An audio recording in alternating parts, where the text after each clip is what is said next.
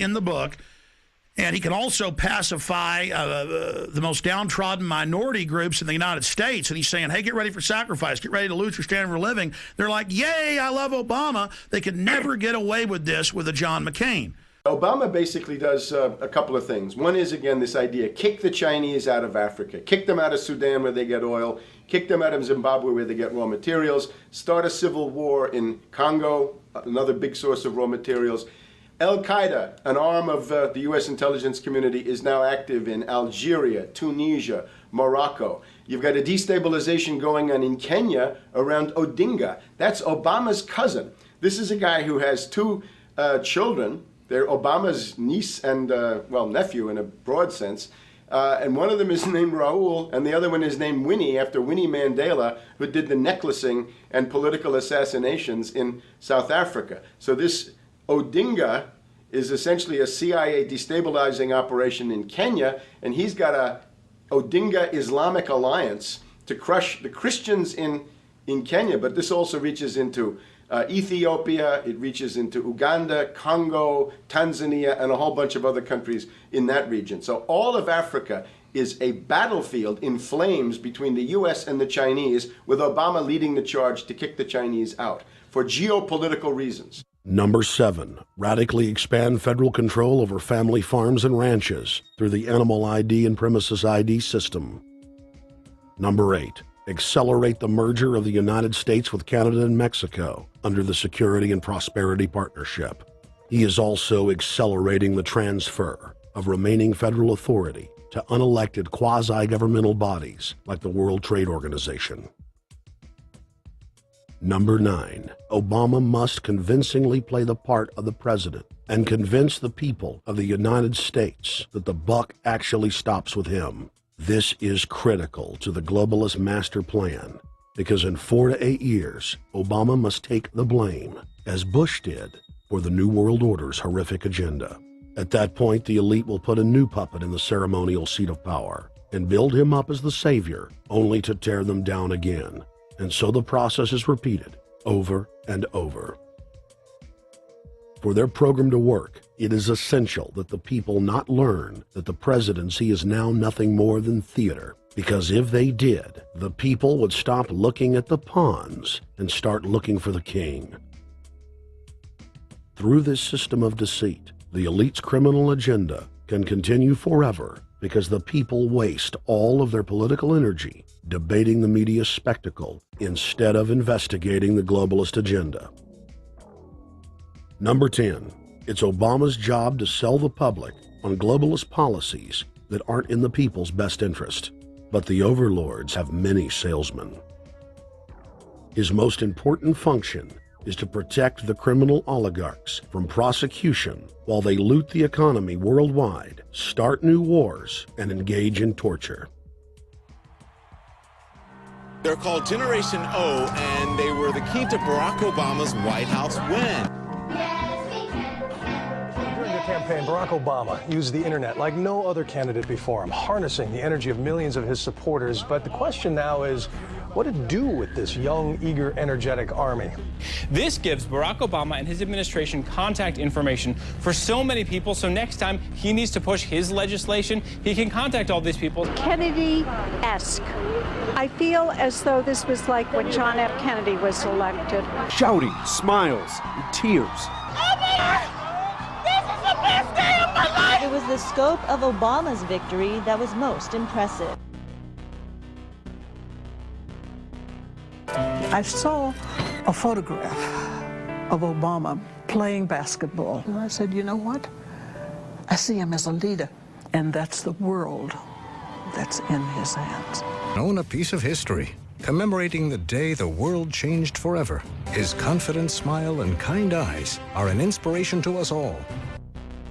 In summation, Barack Obama is a Madison Avenue created fad. All of the crazed Obama worship, being pushed by the corporate media, is scientifically designed to capture the public in a net of peer pressure mass euphoria. If the New World Order can just distract the public for a few more years, the elite can finish constructing their police state control grid. Now, a lot of times, we don't want to know the issue. Right. We don't want to know the issue. We feel, what do you call this thing where you get this false sense of gratification, but because a black man is in office, everything's going to be all right. No, everything's not going to be all right. Yeah. Until you look into the agenda on what the Democratic Party has been about, is about, and will be about, regardless if Barack Obama is the president or not. And that's real. Barack Obama is the perfect Trojan horse. He makes the people feel like they finally have a place at the table, even as he betrays them. I won't have to worry about paying my mortgage. Oh, it's such a blessing to see you, Mr. President. Thank you for taking time out of your day. Never in my life would think that this would ever happen. Sadly, many Obama supporters can't see what's right in front of their faces because they've already invested their very identity in this artificially created cult movement. Throughout history, it has happened over and over again. People turn their intellect over to cult of personality mass movements, and it's happening again. The evidence presented in this film is documented fact, and those that ignore what history has taught us do so at the peril of us all. As frightening as the information in this film is, there are many things we can do to stop the globalist agenda dead in its tracks. First, we expose the cult of Obama for what it is, a sad hoax.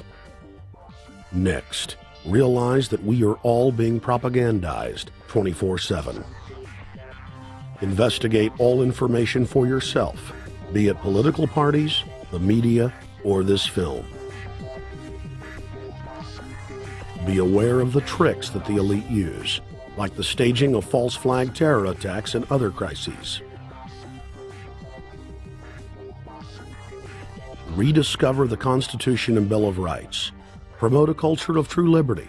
There is a reason the internationalists are attempting to destroy the sovereignty of all 50 states. They know it is one of the biggest threats to their domination.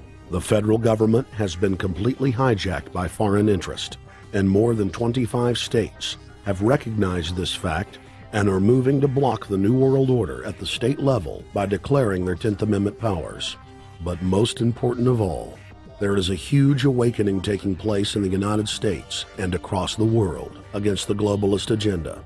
Free people everywhere are joining together and saying no to corruption and tyranny and no to world government. This is the center of endurance, and endurance is what wins wars. Not how many people you kill, but how long can you endure. George Washington lost almost every battle he had, but he endured. He out-endured the British, and that's how the battle was won, endurance.